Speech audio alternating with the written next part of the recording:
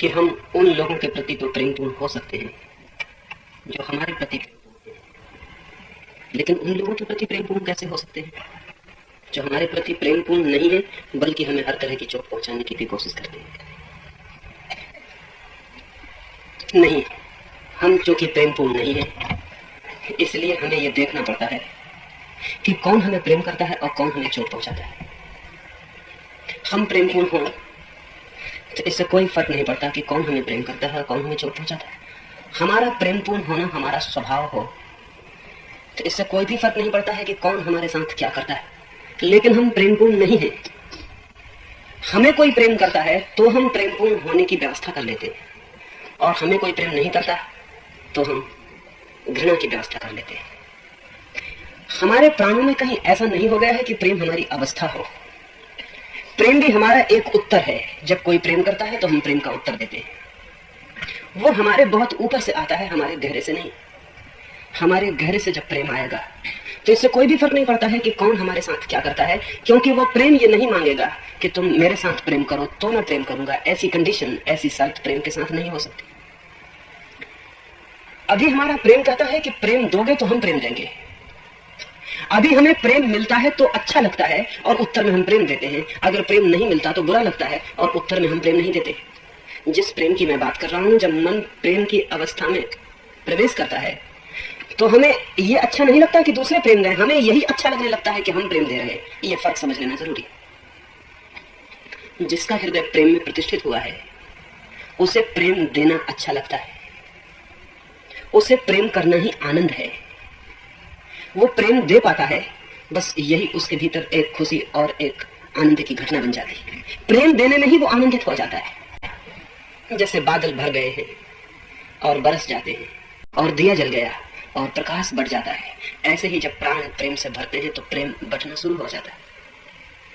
जरूरत तब ये नहीं रह जाती कि कोई हमें प्रेम करे तब हम प्रेम देंगे। नहीं, प्रेम देने के अतिरिक्त कोई उपाय नहीं रह जाता है। तो वो जो हमारे सामने दुश्मन की तरह आके खड़ा हो जाएगा, उसे दिखाई पड़ेगा कि वो दुश्मन है, लेकिन प्रेमपूर्ण हृदय को नहीं दिखाई पड़ सकता कि कोई दुश्मन है। प्रेमपूर्ण हृदय को ऐसा ही दिखाई पड़ेगा कि कोई पागल है, कोई बीमार है, कोई रुग्ण है, कोई विक्षिप्त है। इस बेचारे को क्या हो गया है? जीसस को सूली दी गई। सूली पर लटके वक्त उनसे कहा गया कि तुम्हें कुछ अंतिम बात कहनी है। तो जीसस ने कहा एक ही बात कहनी है, परमात्मा इन सबको क्षमा कर देना, क्योंकि इन्हें पता नहीं है कि ये क्या कर रहे हैं। जीसस का प्रेम से भरा हुआ हृदय ये नहीं समझ पाया कि ये दुश्मनी कर रहे हैं, कि ये चोट पहुंचा रहे हैं, कि ये शत्रु है मेरे, कि इनके लिए मेरे मन में घृणा जगनी चाहिए। जिस मन में प्रेम जाग गया है उस मन में घृणा के जागने का उपाय भी नहीं है, चाहे कोई कुछ भी करे। एक फकीर औरत थी राबिया। धर्म ग्रंथ में, उसके धर्म ग्रंथ में कहीं एक पंक्ति आती थी कि शैतान से घृणा करो। उसने वो पंक्ति काट दी। अब धर्म ग्रंथों में सुधार नहीं किया जा सकता। एक फकीर, उसके घर मेहमान था, उसने धर्म ग्रंथ पढ़ा सुबह तो देख के हैरान हो गया कि एक लकीर कटी हुई। उसने राबिया से कहा कि किसने की है ये अशिष्टता, धर्म ग्रंथ में सुधार, ये किसने पंक्ति काट दी? राबिया ने कहा और किसी ने नहीं, मैंने ही काटी, लेकिन मैं बड़ी मुश्किल में पड़ गई तो मुझे काटना पड़ा। वो फकीर पूछने लगा क्या जरूरत थी, ये तो ठीक ही लिखा है कि शैतान को घृणा करो। राबिया कहने लगी वो तो ठीक लिखा है, जब तक मेरे भीतर प्रेम पैदा न हुआ था तब तक मुझे भी ठीक लगता था, लेकिन अब तो मैं बड़ी मुश्किल में पड़ गई। जब से प्रेम पैदा हुआ तो मैं घृणा करने में असमर्थ हो गई। शैतान को घृणा करो वो ठीक है, लेकिन मैं घृणा कैसे करूं? मेरे भीतर घृणा तो बची नहीं। मेरा तो कोना कोना हृदय का प्रेम से भर गया, मैं घृणा कहां से लाऊं? नहीं, अब तो मैं घृणा करने में असमर्थ हो गई हूं। अगर शैतान भी मेरे सामने खड़ा हो जाएगा तो मैं प्रेम ही कर सकती हूँ, क्योंकि प्रेम ही मेरे भीतर बचा है। और शायद अब मैं पहचान भी ना सकूंगी कि कौन शैतान है और कौन भगवान, क्योंकि प्रेम की आंख कैसे फर्क कर पाएगी कि कौन। हम जिसे प्रेम कहते हैं वो सब लेन देन और सौदा है, वो सब बार्गेनिंग। हम कहते हैं कि तुम मुझे प्रेम करोगे तो मैं, हम पहले चाहते हैं फिर देते हैं। सब सौदा है, सब नाप जोक है। प्रेम में भी कोई नाप जोक हो सकती है, कोई सौदा हो सकता है। प्रेम भी कहेगा कि तुम मुझे प्रेम करोगे तो नहीं, प्रेम ने ये कभी नहीं कहा। ये सिर्फ वही लोग कह रहे हैं जो प्रेम से परिचित भी नहीं है, जो केवल प्रेम के शब्द बोलते, प्रेम की बातें करते, लेकिन जिनके हृदय में प्रेम का जादू पैदा नहीं हुआ, वो प्रेम की कीमिया पैदा नहीं हुई, वो प्रेम की रसधार नहीं जगी है। प्रेम सदा बेशर्त अनकंडीशनल है। वो कोई शर्त नहीं बांधता कि इसलिए करूंगा प्रेम, इस कारण से करूंगा प्रेम। जहां कारण है और जहां शर्त है वहां सौदा है। प्रेम कहां? प्रेम तो कहता है कि चूंकि मैं भरा हूं प्रेम से तो मैं क्या करूं, करूंगा प्रेम, क्योंकि प्रेम ही मेरे पास है, वही मैं दे सकता हूं, वही मैं बांट सकता हूं। जीसस एक गांव से गुजरते थे। एक पागल कुत्ते ने एक बाजार की भीड़ में उनके पैर में काट लिया। भीड़ इकट्ठी हो गई, लोगों ने उस कुत्ते को पकड़ लिया और कहा कि इसकी हत्या कर दो, ये न मालूम और किनको काट लेगा। लेकिन जीसस उस कुत्ते के ऊपर हाथ फेर रहे हैं और लोग कहने लगे कि यह आदमी इस कुत्ते से भी ज्यादा पागल मालूम होता, इसके पैर में काट लिया है, लहू बह रहा है और ये कुत्ते पे हाथ फेर रहा है। और जीसस कहने लगे, दोस्तों तुम सिर्फ यही देखोगे कि क्या उसने मेरे पैर में काट लिया, उसके दांत नहीं देखते कितने चमकदार, कितने ताजे, कितने प्यारे, तुम में से किसी के भी दांत इतने साफ नहीं। तो एक आदमी भीड़ में से चिल्लाया कि जरूर यह आदमी जीसस होगा, क्योंकि सिर्फ वही आदमी एक ऐसा है कि कुत्ता उसे काटे तो भी उसे कुत्ते के चमकदार दांत दिखाई पड़े, काटा हुआ दिखाई ना पड़े। जरूर यह आदमी जीसस होगा, लोगों से वो कहने लगा। ये संभावना है। प्रेम अगर हृदय में पूरा हो तो जिस कुत्ते ने काट लिया है वो प्रेम भीतर हो तो दिखाई पड़ सकता है, वो प्रेम भीतर ना हो तब बहुत कठिनाई है, तब बहुत मुश्किल है, और वो प्रेम हमारे भीतर नहीं। कृष्ण जैसा प्रेम करने वाला आदमी पृथ्वी पे मुश्किल से हुआ है, कृष्ण जैसा प्यारा आदमी मुश्किल से पृथ्वी पर हुआ है। करोड़ों वर्ष लग जाते हैं तब पृथ्वी उस तरह के एक आध आदमी को पैदा करने में सफल हो पाती। लेकिन वो लड़ाई न क्रोध की थी, न घृणा की थी, न वो लड़ाई सत्य थी और सत्य के लिए थी, और अत्यंत प्रेम और अत्यंत शांति से लड़ी गई थी। दिन भर लड़ते थे युद्ध के मैदान में, और सांझ को एक दूसरे के शिविर में जाके गपशप भी चलती थी। दिन भर लड़ते थे युद्ध के मैदान में, और सांझ को एक दूसरे के खेमे में बैठ के बातचीत भी चलती थी। जिस भीष्म से लड़ाई चली, युद्ध समाप्त हो जाने पर भीष्म पड़े हैं ब्रह्मशैया पर, उससे ही पहुंच गए हैं जो लड़े थे वे ही उपदेश लेने कि धर्म के संबंध में हमें कुछ उपदेश दे दे। अद्भुत लोग थे, बड़े गजब के लोग रहे होंगे। जिससे चला है युद्ध, जिससे जी जान से लड़े हैं, उससे भी अंतिम क्षणों में उसके चरणों में बैठकर पूछने गए हैं कि हमें धर्म का अंतिम उपदेश दे दे। नहीं, वो लड़ाई घृणा की लड़ाई नहीं थी। जब तक दुनिया में बुराई है, जब तक दुनिया में पाप है, जब तक दुनिया में असत्य और अधर्म है, तब तक जो शांत हैं, जो प्रेमपूर्ण हैं, उन्हें भी लड़ना पड़ेगा। लड़ना उनकी इच्छा नहीं है, हमेशा उनकी मजबूरी है, लेकिन उस लड़ाई में भी प्रेम को और करुणा को खो देने का कोई कारण नहीं। वे वहां से एक मूर्ति खरीद लाए। वो मूर्ति उनकी समझ के बाहर उन्हें मालूम पड़ी, पर बहुत प्यारी लगी तो वे इस मूर्ति को ले आए। वे मूर्ति मेरे पास लाए और कहने लगे, मैं इसका अर्थ नहीं समझाऊं, ये बड़ी अजीब मूर्ति मालूम पड़ती है। मूर्ति सच में ही अजीब थी। मैं भी देख के चौंका, और मैं देख के खुशी और आनंद से भी भर गया। मूर्ति अद्भुत थी। वो मूर्ति थी एक सिपाही की मूर्ति, लेकिन साथ ही वो एक संत की मूर्ति भी थी। उस मूर्ति के एक हाथ में थी तलवार नंगी, और उस तलवार की चमक उस मूर्ति के आधे चेहरे पर पड़ रही थी, और वो आधा चेहरा ऐसा मालूम पड़ता था जैसे अर्जुन का चेहरा रहा हो। जैसे तलवार की चमक थी वैसा ही वो आधा चेहरा जिसपे तलवार चमक रही थी, वो आधा चेहरा भी उतना ही चमक से भरा हुआ था, उतने ही शौर्य से, उतने ही ओज से, उतने ही वीर्य से। और दूसरे हाथ में उस मूर्ति के एक दिया था, और दिए की ज्योति की चमक चेहरे के दूसरे हिस्से पर पड़ती थी, और वो दूसरा हिस्सा बिल्कुल ही दूसरा था। वो चेहरा ऐसा मालूम पड़ता था जैसा बुद्ध का रहा हो, इतना शांत, इतना मौन, इतना करुणा से भरा हुआ। और वो एक ही आदमी का चेहरा था, और एक हाथ में तलवार और एक हाथ में दिया। वो मेरे मित्र पूछने लगे, मैं समझा नहीं ये कैसा आदमी। मैंने कहा, इसी आदमी की तलाश में दुनिया है हमेशा से। एक ऐसा आदमी चाहिए जो तलवार की तरह अडिग भी हो, जो तलवार की तरह ओज से भी भरा हो, समय पड़ने पर जो तलवार बन जाए, लेकिन उस आदमी के भीतर शांति का और करुणा का दिया भी हो। जिस आदमी के भीतर करुणा का और शांति का और प्रेम का दिया है, उसके हाथ में तलवार खतरनाक नहीं है, उसके हाथ में तलवार भी मंगल सिद्ध होगी। और जिस आदमी के भीतर क्रोध और घृणा का अंधकार है, उसके हाथ में तलवार भी ना हो, एक छोटा सा कंकड़ भी खतरनाक सिद्ध होने वाला है। आदमी भीतर कैसा है, अगर अशांत है तो उसके हाथ की शक्ति शैतान बन जाएगी, और अगर भीतर आदमी शांत है तो उसके हाथ की शक्ति सदा से भगवान के चरणों में समर्पित रही है।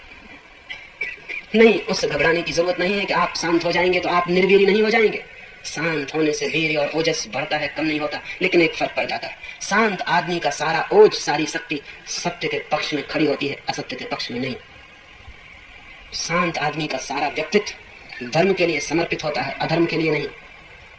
शांत आदमी का जो कुछ है वो सब परमात्मा के लिए, वो प्रार्थनापूर्ण हृदय से ही जाएगा। और अशांत आदमी मंदिर में भी जाता है तो प्रार्थनापूर्ण हृदय से नहीं। ये फर्क समझ लेना जरूरी है। शांत आदमी युद्ध के मैदान पर भी प्रेयरफुल होगा, वो प्रार्थना से भरा होगा।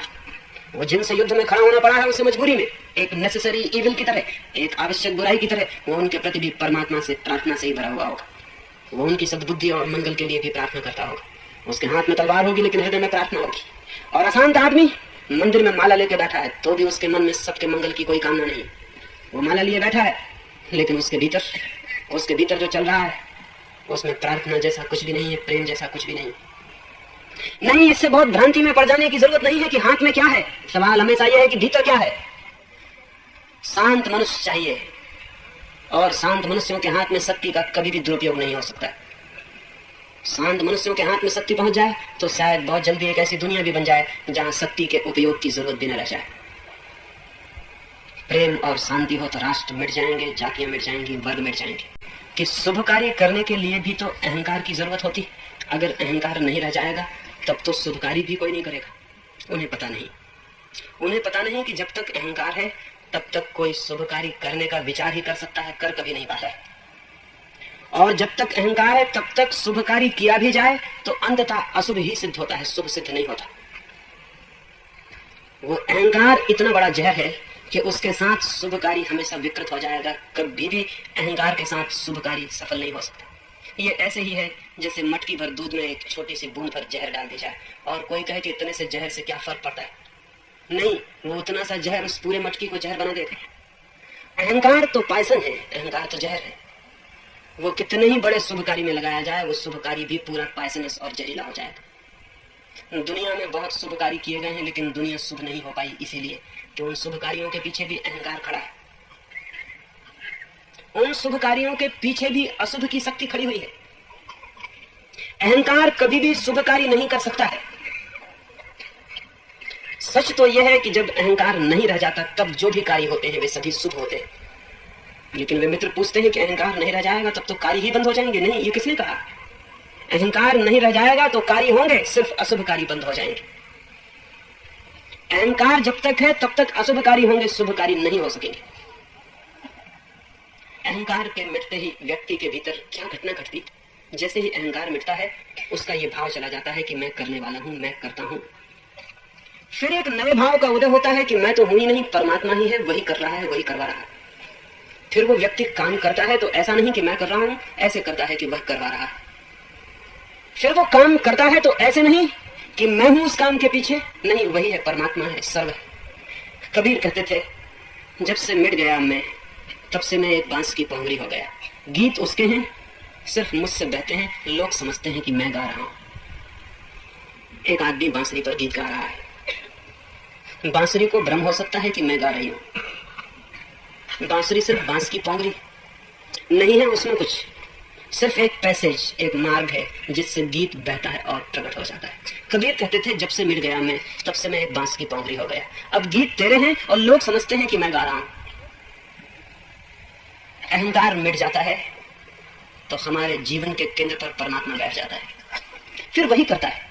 और वो जो भी करता है अशुभ कैसे हो सकता है? अशुभ करता हूं मैं, और जिस दिन मैं मिट जाएगा उस दिन जो भी होता है वो सभी शुभ है। शुभ की परिभाषा ही ऐसी की जा सकती है और की जानी चाहिए, वो कार्य शुभ है जिसके पीछे अहंकार नहीं है, वो कार्य अशुभ है जिसके पीछे अहंकार। एक आदमी मंदिर बनाता है, लगता है कि शुभ कार्य हो रहा है, मंदिर बनाया जा रहा है, फिर वो मंदिर की छाती पर अपना नाम खोद देता है बनाने वाले का, फिर वो मंदिर जहर हो जाता है। इसलिए तो दुनिया में इतने प्रकार के मंदिर हैं। अगर निरअहंकार लोगों ने मंदिर बनाए होते तो सभी मंदिर एक प्रकार के होते। मस्जिद, मंदिर, गिरजा, गुरुद्वारा कैसे हो सकते थे? परमात्मा के मंदिर बहुत प्रकार के हो सकते। वे सब टेम्पल्स ऑफ गॉड होते, वे परमात्मा के मंदिर होते, चाहे उनकी शक्ल कोई भी होती, और दीवारें कैसी ही बनाई गई होती, और झरोखे कैसे ही निकाले गए होते, और मीनारें लगाई गई होती, या गुंबद उठाए गए होते, या कलश चढ़ाए गए होते, वो सब मंदिर होते परमात्मा को समर्पित। लेकिन नहीं, परमात्मा का मंदिर पृथ्वी पर आज तक नहीं बन सका। सब मंदिर आदमियों के हैं। इसलिए एक मंदिर हिंदुओं का है, एक मुसलमानों का है, एक ईसाइयों का है, एक जैनियों का है। परमात्मा का मंदिर एक भी नहीं है, क्योंकि परमात्मा के मंदिर के साथ कोई नाम, कोई विशेषण नहीं हो सकता, वो सिर्फ मंदिर होगा। अब तक मंदिर नहीं बन पाया दुनिया में, क्योंकि मंदिर बनाने के पीछे अहंकार खड़ा है, और तब मंदिर से शुभ फलित नहीं हुआ। मंदिर और मस्जिदों ने लड़ाया आदमी को, मंदिरों और मस्जिदों पर खून बहा। मंदिरों और मस्जिदों पर जितनी हत्याएं हुई आज तक, उतनी शराब घरों पर भी नहीं हुई है, चोरी के जुओं के अड्डों पर नहीं हुई है। अगर हिसाब ही लगाना हो तो चोरी, जुआ और शराब घर के अड्डे मंदिरों और मस्जिदों से ज्यादा पुण्यकारी साबित हुए। उन पर आज तक न इतनी हत्या हुई है, न इतनी दुश्मनी हुई है, न इतनी गोलियां बंदूकें चली हैं, न छुरे भौंके गए, न स्त्रियों की इज्जत लूटी गई है, न बच्चों के कत्ल किए गए। नहीं, आज तक अगर हिसाब लगाना हो कामों का तो सारे मंदिर हार जाएंगे जुआ घरों के सामने भी। ये अजीब सी बात है। आदमी को मधुशाला ने भी, शराब घर ने भी नहीं लड़ाया इतना जितना मंदिर और मस्जिदों ने लड़ाया। शराब ने भी मनुष्य को इतना पागल नहीं किया जितना मंदिर और मस्जिदों ने किया। और बनाया था जिन्होंने इनको, वो शुभ कार्य कर रहे थे और फलित अशुभ हुआ। पीछे अहंकार था। अहंकार मंदिर के भी पीछे हो तो मंदिर शैतान का घर हो जाता है, भगवान का नहीं हो पाता। शुभ के नाम पर क्या क्या नहीं हुआ है, लेकिन उसके परिणाम क्या हुए थे, उससे निकला क्या है जगत में। अगर हम जीवन में चारों तरफ आंख फेर कर देखेंगे तो हमें दिखाई पड़ेगा कि अशुभ करने वाले लोगों की बजाय शुभ करने वाले लोगों ने हमें बहुत गड्ढे में और खतरे में डाला। और कारण उसका है कि पीछे है अहंकार। शुभ तो सिर्फ खोल है, शुभ तो सिर्फ आड़ है, अच्छे काम की तो सिर्फ बातचीत है, पीछे तो वो अहंकार खड़ा हुआ है। जब एक आदमी कहता है हिंदू धर्म सबसे महान धर्म है, तो ये भूल के भी मत समझना है कि उसे हिंदू धर्म से कोई भी मतलब। जब वो कह रहा है हिंदू धर्म सबसे महान धर्म है, तो वो घूम फिर के ये कह रहा है कि मैं सबसे महान मनुष्य हूं क्योंकि मैं हिंदू हूं।